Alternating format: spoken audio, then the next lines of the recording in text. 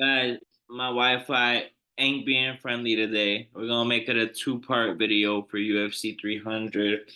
I finished off talking about Kayla Harrison and Holly Holm. I think there's gonna be a feeling out process, as I was saying at the end of the video before my Wi-Fi decided to cut me off.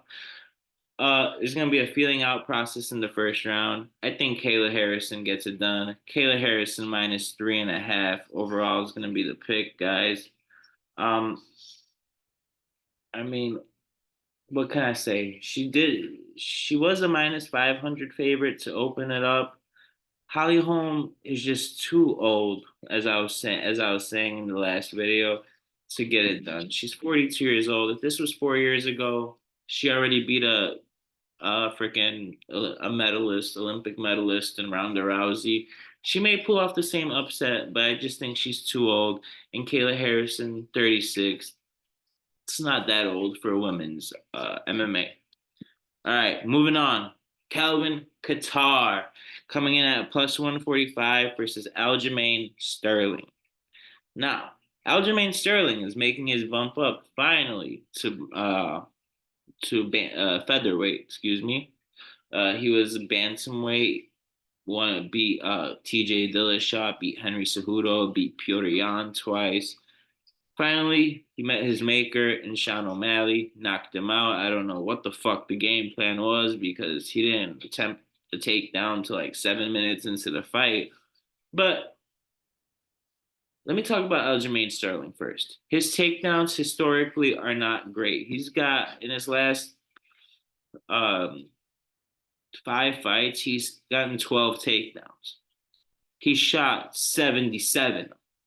So 12 out of 77 takedowns. It's not a great percentage. He's got like 24% in his last 5 fights around there for his takedown. Cater has really good takedown defense, but he's never really fought a wrestler who's just gonna stand in front of him, or and just constantly shoot. Aljo, I think, is gonna kind of fall into that Marab style of fighting. He's already the Funk Master. He does have a really good way of scoring while fighting. Like he's really good at managing distance, kicking the low leg. Even has a teeth kick to manage distance. He was a big bantamweight, but Calvin Cater here, guys. I mean, he's a fucking dog. I mean, Calvin Cater. Um, his losses are to Josh Emmett, Arnold Allen, Max Holloway, Zabit, Renato Moicano. He's beaten the names of Shane Burgos, beating guys like Jeremy Stevens, Danny Gay, Giga Chikadze. And I remember he was a huge underdog going into that Giga Chikadze fight. Um, 10-1 when it comes to TKO for Calvin Cater. 3-1 when it comes to submission. He does have some submissions of his own. But when it goes to decision, he's 10-5. And I do think that's where Aljo, him being the point fighter that he is, he doesn't have great striking. He's got pillow hands. He doesn't have great takedowns, but his grappling is good. His submissions are next level. And let me get into Aljamain Sterling. 5-7, 71-inch reach compared to the reach of Cater 72. So basically same reach. Um, this is the weight class Sterling belongs in. He's 34 years old. This is his last run at a title. If he's gonna, make a run, it's gonna be in this division. 3-2 when it comes to TKO, 8-0 when it comes to submission, 11-2 when it comes to decision. I'm telling you guys, he's a point fighter. He makes the right decisions. He's been in grappling tournaments recently, so I think he is going to try to find that submission. And my best pick for this fight is you can either go one of two ways. You can go fight to go to distance, which is at minus 200, or you go Aljamain Sterling to win by submission or decision at minus 160. That's the same as kind of like betting his money line because he is coming in at minus 175 and Qatar is coming in at plus 145. I think Aljamain Sterling minus 175 money line. I think Aljo's here to stay. He's 15-4 in the UFC, guys. He's fought the best of the best. Henry Cejudo, uh, Peter Yan, Corey Sanhagen, Munoz, Jimmy Rivera. He lost to Marlon Moraes. Not a terrible loss to have, and he's just improved so much. And I think he's kept on working on that striking. Aljo is going to win a boring decision here. I really do think so. I think his grappling is going to neutralize Qatar's striking, and that's that. Minus 175 for Aljamain Sterling here. That's the pick. Now, moving on, we got Yuri Prohashka, who is a fucking samurai, coming in at minus 105, 31 years old, 6'3", 80-inch reach versus Alexander Rakic, minus 125, coming in at 6'4", 78-inch reach, 32 years old, but also coming off a long layoff. Also, let me get back to that Aljo fight. Another reason I like Aljo, Qatar is coming off his own almost 2-year layoff. That's really the reason we're picking Aljo there.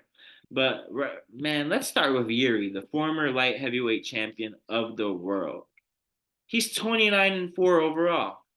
Guess what his fucking TKO record is? 25-3. He's 3-1 when it comes to submission, 1-0 when it comes to decision. The man has had 33 fucking fights, and one has gone to a decision in which he won. And he used to fight in Ryzen, which is 10-minute rounds. This is madness, y'all. 86% of his wins have came by knockout, and 75% of his losses have came by knockout. My best bet for this fight, I'm not gonna lie, y'all. Like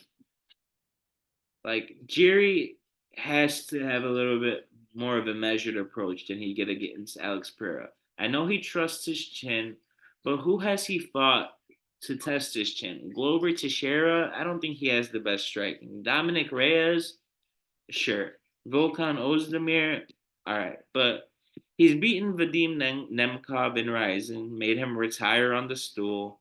I just think his awkward style and the fact that Alexander Rakic is coming off a brutal leg injury against Jan Blachowicz that was in 2022, 18-month layoff.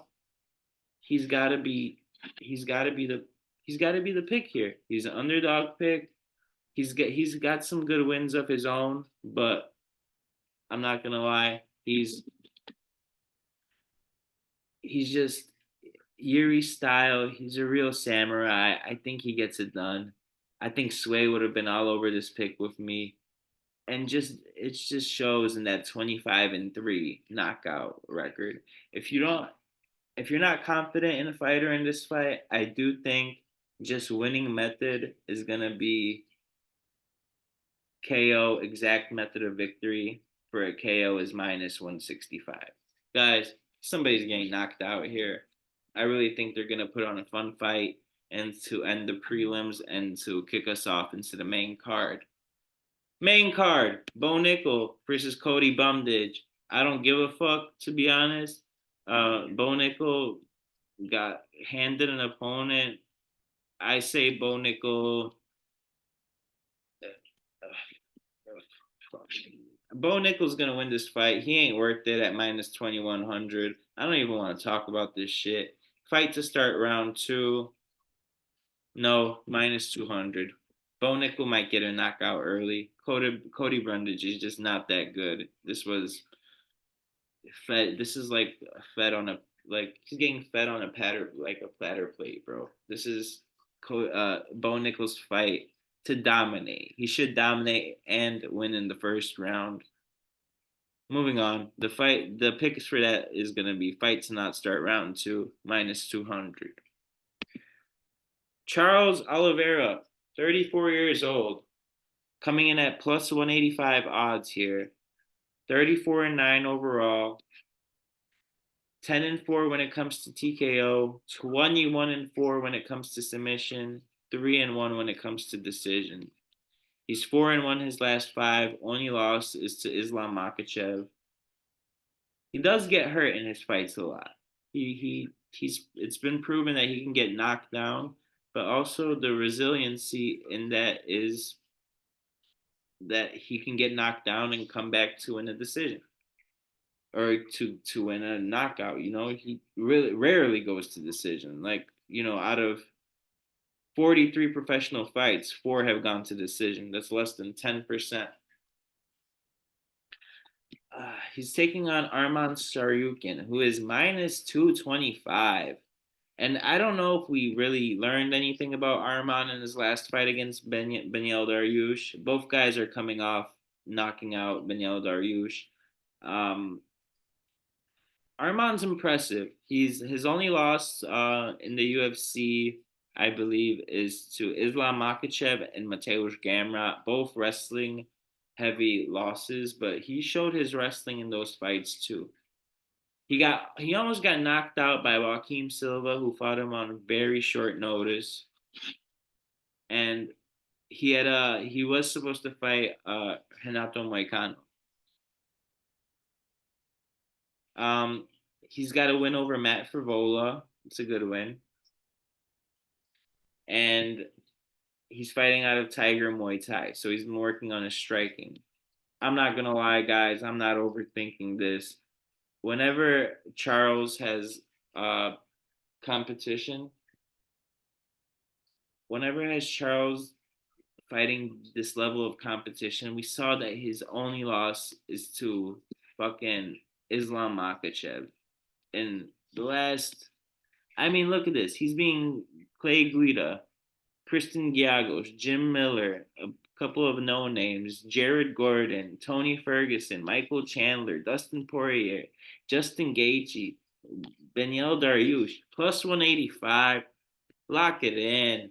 Charles Oliveira. And I think he's gonna fucking get this done by a knockout. I see Charles Oliveira by knockout. There's not much more to talk about with this fight. Charles Oliveira, submission game crazy, left hook crazy. Knock out this fucking hype train that is Arman Saryukin. Arman is 27, so he's kind of in that era where he's about to enter his prime, but not really at his prime yet. Still has a lot of learning to do. Charles Oliveira is hungry. He just fucked himself out of a title fight by getting hit in the but with that sparring session. I think he's really gonna want to show out, especially on UFC 300, the biggest card of all time. Charles Oliveira money line plus 185 is the pick. Moving on, yo, we got Justin the Highlight Gaethje, 35 years old, um, and just a dog. Baddest motherfucker title right it's now. 10 o'clock. 25-4 professional record. Uh, 19 wins by KO or TKO, 2 losses by TKO, 2 wins by submission, 2 losses by decision, and or 2 losses by submission, and then 4 wins by decision. Guys, Justin Gaethje is getting up there in age, though. He's 35. Let's not forget about that. Let me talk about Max Holloway first. Max, why the fuck did you take this fight? Max, 32 years old, 25-7. 3 of those 7 losses came to Alexander Volkanovski. 5'11" with a 69-inch reach compared to Gaethje, who has a 70-inch reach and is 5'11" as well. Max 11-0 when it comes to TKO, 2-1 when it comes to submission, 12-6 when it comes to decision. Guys, I think this fight. I mean, he just beat Arnold Allen and Korean Zombie, beat Yair Rodriguez, Calvin Kattar, Frankie Edgar, Brian Ortega, Jose Aldo twice, Anthony Pettis, Charles Oliveira, Cub Swanson. I mean, who has this guy Max Holloway not beat? And let me tell you guys something. When these odds first came, when this fight was announced, the odds were like minus 300 Gaethje and plus 225 plus 230 Holloway. Now it is plus 140 Holloway, minus 165 Gaethje. 71% of the bets are on Gaethje. Guys, over 4.5. I don't think it's happening. I don't think it's happening. We're gonna go under 4.5 here, and I worry about Max's chin against a guy like Justin, who's been fighting at 155 for a while. But man, Max has some of the best boxing, striking in the UFC, probably second to Sean O'Malley, and he's never been knocked out. I'm gonna go with the underdog here. I fucking love both these fighters. I was back and forth.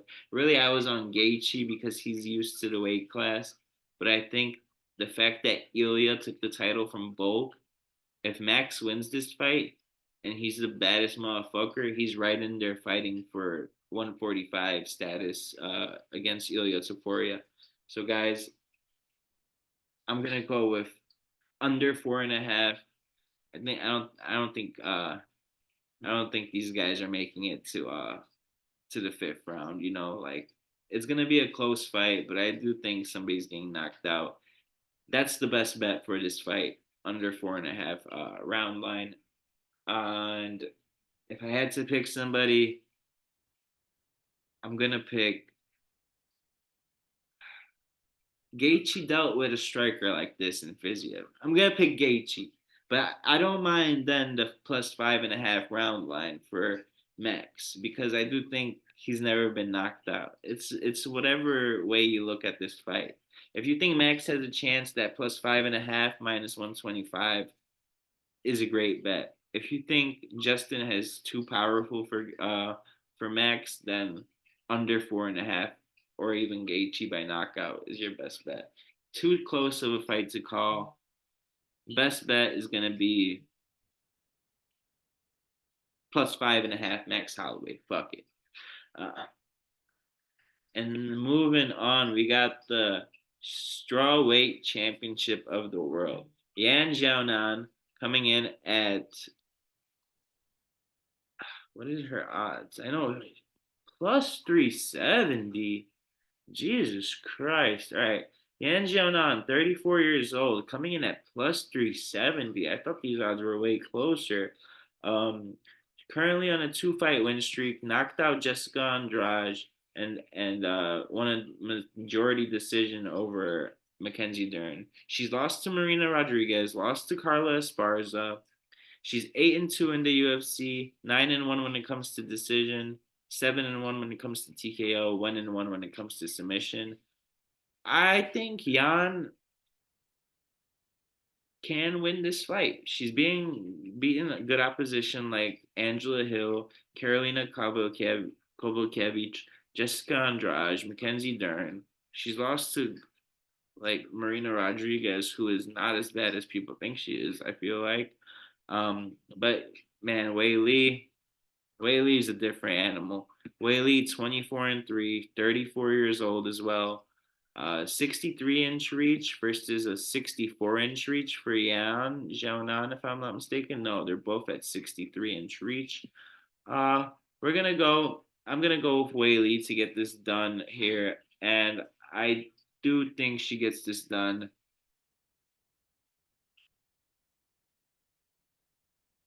I do think she gets this done inside the distance. Her wrestling has improved so much, and double victory, method of victory, double chance here. Whaley KO or submission minus 110. I think that's your best bet. I don't think this fight goes. A lot of these fights are designed to not go, you know, the whole 5 or 3 rounds. So we're gonna go with Whaley inside the distance minus 110 KO or submission. Main event, an underwhelming main event, but I know who Sway would have been picking here. So let's start off with Sweet Dreams Jamal Hill, 12-1. Current win streak is 4, and he is the former light heavyweight champion. 7-1 when it comes to TKO. Excuse me. 5-0 when it comes to decision. Currently 4-1 in his last 5. Lost to Paul Craig. Paul Craig does catch a lot of motherfuckers in that in a submission. beat Jimmy Crute, Johnny Walker, Thiago Santos, and Glover Teixeira, and beat the brakes off Glover Teixeira. 50-43 Glover Teixeira. But he is coming off a long layoff and a leg injury against the guy who has maybe the best leg kicks in the whole sport. Alex Pereira, 36 years old, 6'4", 80-inch reach, compared to the reach of Jamal Hill, which I believe is 80, 79. Both guys are 6'4", Jamal 79-inch reach, and Pereira 80-inch reach. Pereira 7-1 when it comes to TKO, 2 wins by decision. He ain't going for no submissions. His two losses are to Izzy Adesanya, and he's got a loss over. Um, this was back in 2015. Doesn't really fucking matter, to be honest.